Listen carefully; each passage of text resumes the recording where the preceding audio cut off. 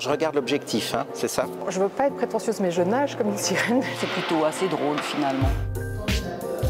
C'est la rentrée littéraire. Notre rendez-vous mensuel au Musée d'Art et d'Histoire est de retour. Et en ce mois de septembre, nous avons reçu 3 autrices et auteurs romans de talent pour parler de leurs nouveaux livres. Je m'appelle Joséphine Cardona. Antonescu Raluca. Fabienne Radi.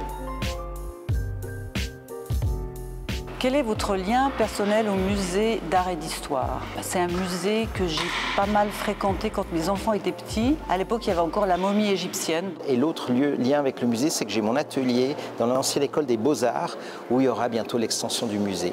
J'ai étudié aux Beaux-Arts, qui est juste le bâtiment en dessous. Et j'ai eu même une période où je voulais être restauratrice d'art. Donc je m'imaginais tout à fait bosser au musée d'art et d'histoire.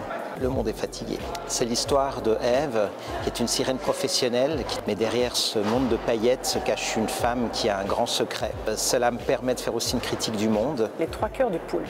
C'est l'histoire de 3 personnages coincés dans un hôtel de luxe sur une île au milieu de l'océan, et ça se passe en 1987. Gêne et confusion. C'est un livre qui explore, on va dire, le potentiel fictionnel de moments d'embarras, de gêne, de confusion et même jusqu'à la honte, voire l'humiliation.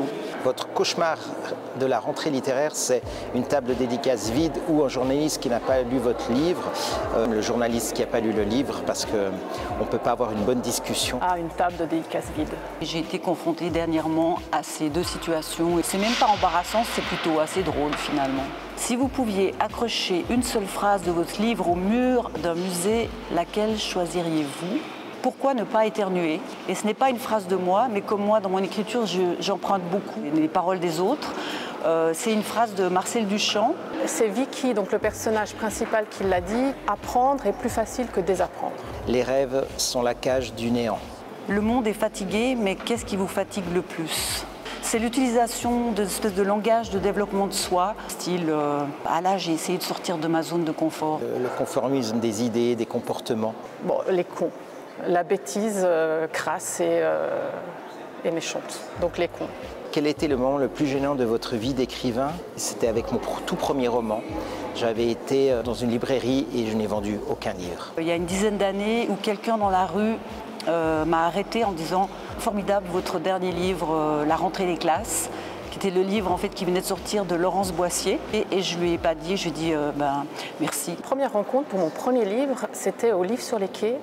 Et la modératrice avait dû galérer pour trouver une question au début.